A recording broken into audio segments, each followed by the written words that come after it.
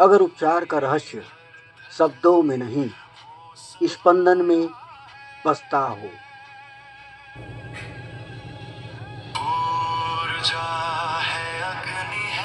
क्या हो अगर जीवन की हर पीड़ा का समाधान किसी औषधि में नहीं, बल्कि ध्वनि में छिपा हो। जी हाँ, जी हाँ, नाद ब्रह्म अर्थात यह सृष्टि स्वयं ध्वनि से उत्पन्न हुई है। लेकिन आज हम उस सत्य को भूल बैठे हैं। हम सोचते हैं कि साउंड हीलिंग यानी कोई आधुनिक तकनीक है। यह आधुनिक तकनीक नहीं है, परंतु वेदों में यह नाद साधना आत्मा को जागृत करने की सबसे प्राचीन कुंजी थी। हम उसे भूल चुके हैं। आज हम इस वीडियो में उसी रहस्य की गहराइयों में उतरेंगे, जहां ध्वनि, ऊर्जा और चेतना तीनों एक हो जाते हैं। हमारे वीडियो में आप सभी का हार्दिक स्वागत है। जानेंगे कि कैसे हम साउंड से, ध्वनि से अपना उपचार कर सकते हैं। आइए आगे बढ़ते हैं।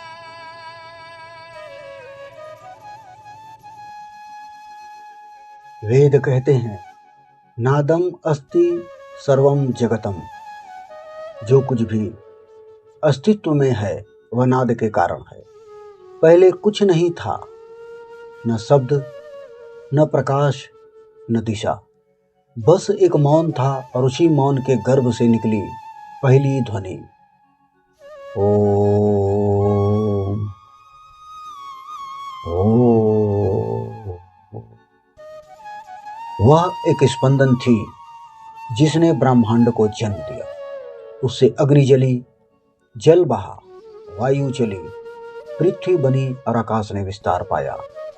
यही पंच तत्व उस मूल नाद के 5 कंपन हैं।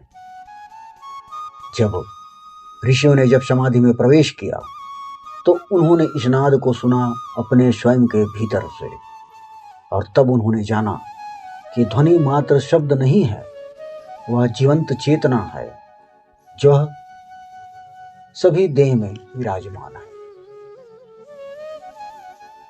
आपका जो शरीर है वह कोई जड़ पदार्थ नहीं है। यह भी अनगिनत स्पंदनों से बना एक जीवित संगीत है। हर नाड़ी, हर कोशिका एक सूक्ष्म तरंग पर थिरकती है। आपके हृदय की धड़कन भी एक नाद है। आपकी श्वास का उठना गिरना भी नाद है। वेदों में कहा गया, शरीरम नादमयम, अर्थात शरीर स्वयं ध्वनि से बना है। जब यह नाद असंतुलित होता है, तभी रोग, तनाव और असंतोष जन्म लेते हैं। पर जब नाद संतुलित हो जाए तो शरीर, मन और आत्मा तीनों एक ही लय में गूंजने लगते हैं। तो हम सबसे पहले जानेंगे इस नाद को और महसूस करेंगे कि कैसे वह हमारे शरीर पर प्रभाव करती है। कुछ देर रुकेंगे, शांत मन से इस मंत्र की ध्वनि को आत्मसात करेंगे। कुछ क्षण, कुछ पल, फिर आगे बढ़ेंगे रहस्य की ओर।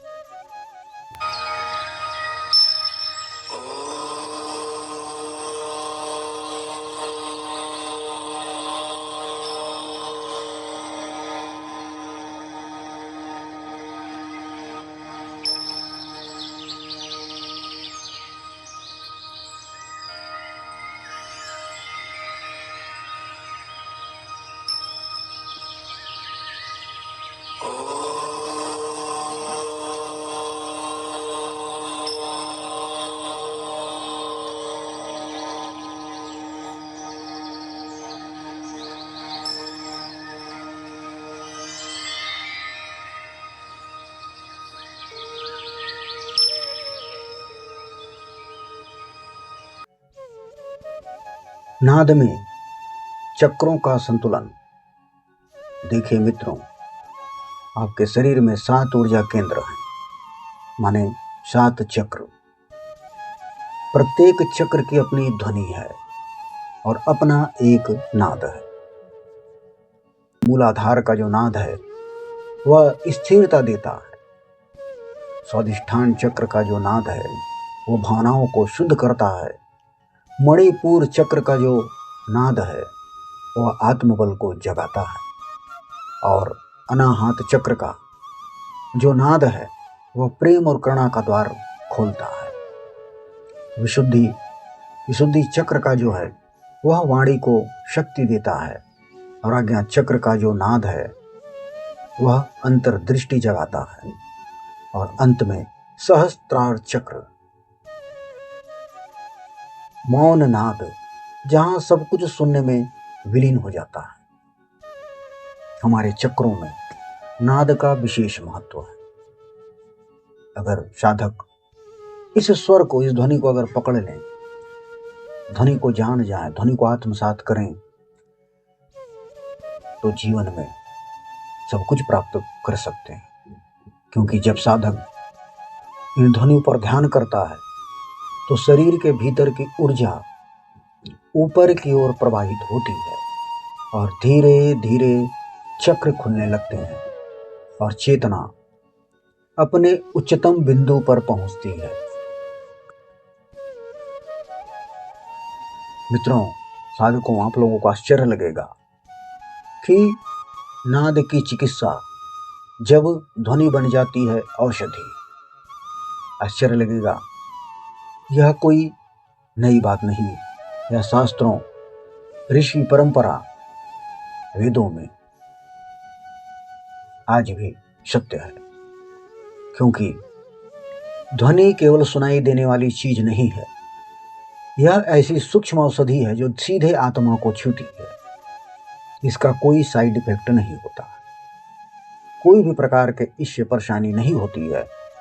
जब कोई व्यक्ति गहरे ध्यान में बैठकर मौन के भीतर की ध्वनि सुनता है तो उसकी श्वास शांत हो जाती है, रक्तचाप स्थिर हो जाता है, मन के तूफान थम जाते हैं।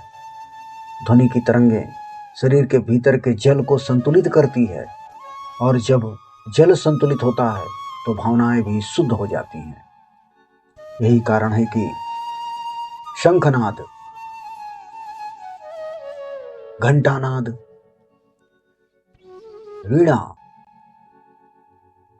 बांसुरी, ये सब साधन शरीर के भीतर के नाद को जगाने के माध्यम है। यह संगीत नहीं है मित्रों, यह औषधि है, अदृश्य उपचार जो आत्मा को पुनर्जीवित करता है और शरीर को स्वस्थ करता है। अनुभव, इसमें अनुभव, जब भीतर कुछ बदल जाता है। कई साधक कहते हैं कि जब हमने नाद साधना की तो हमारे भीतर सब कुछ बदल गया। वो कहते हैं कि हमने कोई आवाज नहीं सुनी पर भीतर एक लहर उठी, जैसे किसी ने आत्मा को छू लिया हो। कोई नाद वही सुन सकता है, वही सुन सकता है जिसके भीतर शोर शांत कर दिया हो, जिसने अपने भीतर के शोर को, जब साधक भीतर उतरता है तो उसे समझ आता है सच्ची ध्वनि मौन में जन्म लेती है और यहीं से शुरू होता है उपचार, यहीं से मिलती है आत्मा को असली लय। वेद कहते हैं नादः एव ब्रह्म, नाद ही ब्रह्म है, अर्थात ब्रह्म स्वयं ध्वनि है। जब आप सही ध्वनि को अपनाते हैं तो आप ईश्वर के साथ एक ही तरंग पर आ जाते हैं। उस क्षण में ना कोई रोग रह जाता है, ना कोई दुख, ना कोई भय, क्योंकि वहाँ केवल स्पंदन है जो समस्त जीवन का संगीत है। तो अगली बार जब आप किसी मंत्र को सुनें, किसी शंख को बजते देखें या अपने भीतर मौन की ध्वनि महसूस करें तो जान लीजिए आप ब्रह्म की गोद में हैं, क्योंकि जहाँ नाद है वहाँ स्वयं ईश्वर है। ध्वनि को सुनिए, उसके पार जाइए, रोम रोम में उस कंपन को महसूस कीजिए, क्योंकि जब आप सुनना सीख जाते हैं तो ब्रह्मांड आपसे संवाद करने लगता है और उस ब्रह्मांड से आप सब कुछ प्राप्त कर सकते हैं। जब भी आप मंदिर की घंटी की ध्वनि, शंख की ध्वनि, पेड़ों की सरसराहट, जल की कलकल,